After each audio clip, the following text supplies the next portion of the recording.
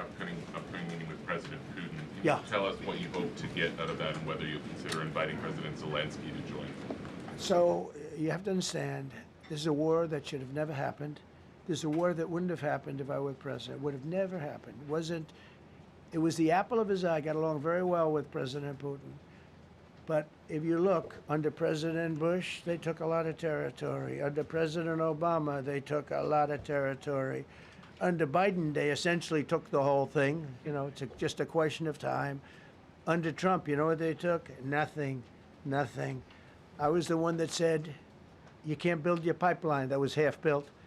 I came in, I stopped the pipeline. It's called Nord Stream 2. Nobody knows that, you know? Nobody ever heard of Nord Stream 2. You might have not even heard it. Biggest pipeline in the world. I stopped it.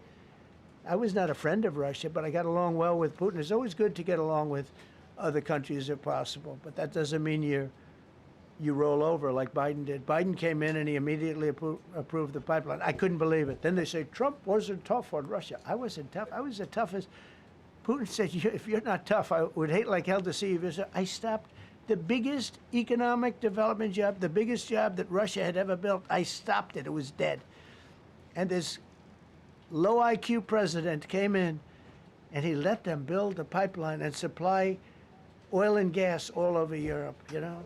So this is really a feel-out meeting a little bit. And President Putin invited me to get involved. He wants to get involved. I believe he wants to get it over with. Now, I've said that a few times, and I've been disappointed because I'd have like a great call with him, and then missiles would be lobbed into Kiev or some other place, and you'd have 60 people laying on a road dying. I said, that's cold, that's cold. But it's a violent war. 5,000 to 7,000 people a week are dying. And you know, there's nobody from here. They're all Russian and Ukrainian people, and some people from the cities, much smaller number, but still, those missiles do damage and they kill a lot of people, but mostly soldiers. And they're young soldiers, although in the case of Ukraine, they're getting much older. They're drafting 60-year-olds now. It's a terrible thing to witness, and I think I have an obligation. Look, this is Joe Biden's war. This is not my war. I made a deal with NATO a month ago. You covered it very accurately, actually. We don't pay anything anymore. You know, we're not paying anything. They are buying things from us, and NATO is paying us. I got it raised from 2% of GDP to 5%.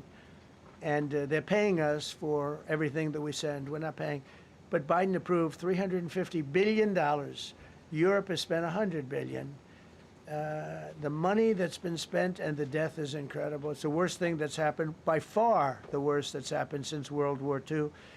So I'm going in to speak to Vladimir Putin, and I'm going to be telling him, you got to end this war, you got to end it.